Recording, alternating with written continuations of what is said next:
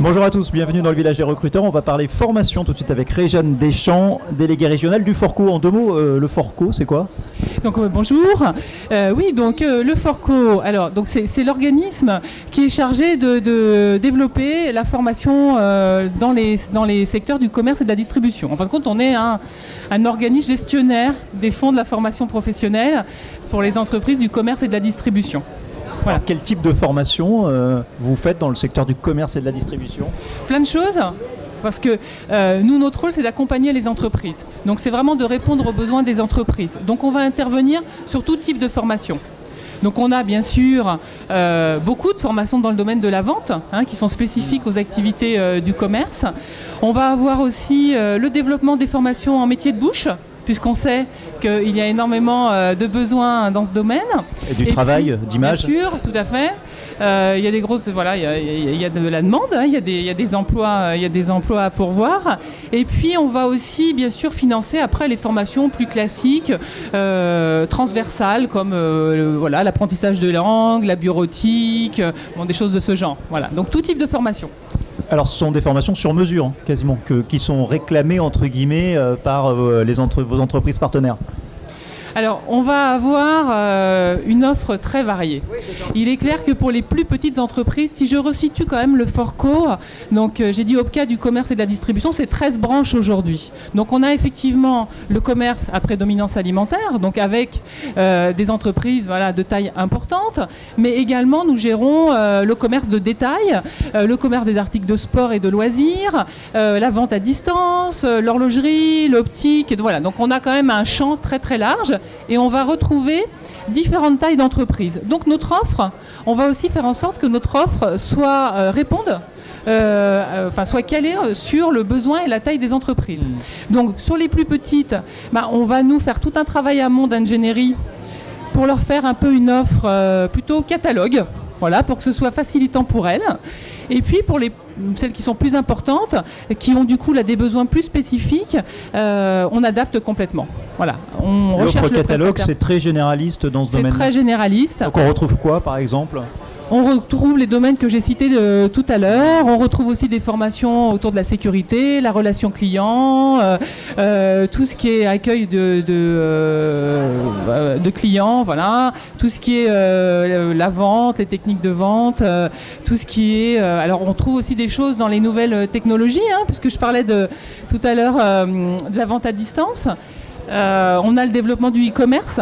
Donc c'est très présent dans nos univers, bien sûr. Et puis donc l'impact du digital et toutes les formations qui vont avec. Alors on parle de formation, ça inclut aussi la formation continue ?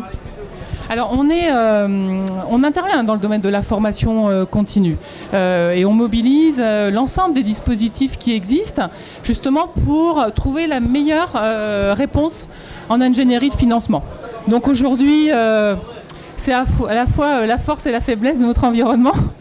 C'est qu'il est complexe parce qu'il y a beaucoup de dispositifs qui existent, portés par des organismes comme le Forco, mais aussi par d'autres acteurs de la formation et de l'emploi.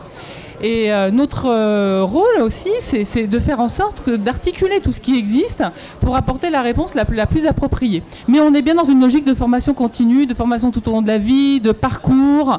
Et on agit dans ce sens. Juste pour terminer, malgré tout, le cœur de votre métier, en tout cas le principal dispositif sur lequel vous appuyez, c'est l'apprentissage ? Alors voilà, un axe fort au niveau de nos commerces, c'est le développement de l'alternance. Donc jusqu'à présent, on était essentiellement, nous, focalisés sur le contrat de professionnalisation. Il faut savoir 25 000, que le Forco, j'ai vu. 25 000, voilà, et plus de 2400 au niveau de la région Auvergne-Rhône-Alpes.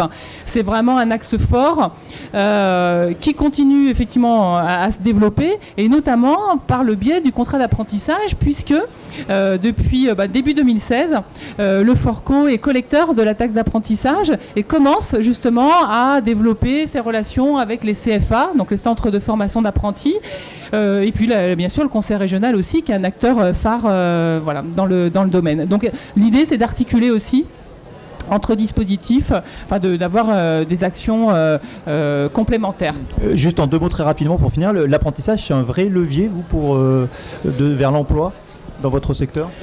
Alors, Oui, enfin l'apprentissage, l'alternance, si je prends le chapeau, voilà, alternance, oui, bien sûr, puisque c'est l'occasion d'intégrer une entreprise et puis d'avoir la formation qui colle complètement, effectivement, au poste qui est à pourvoir.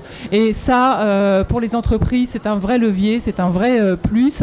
Et notre rôle avec nos partenaires organismes de formation, justement, c'est de travailler sur le parcours de formation le plus adapté.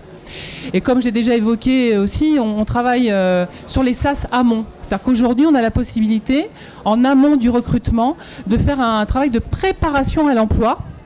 Et on voit que l'impact est très fort. C'est-à-dire qu'avant que l'entreprise s'engage à recruter un nouveau collaborateur, eh bien, on le prépare à cet environnement, à cet emploi. On sécurise toute sa façon de se comporter. On le sensibilise aux contraintes ou aux avantages de l'environnement. Et ensuite, on complète sa formation une fois qu'il est dans l'entreprise. Sur le savoir-être, tout à fait, qui est essentiel, qui est vraiment important comme entrée.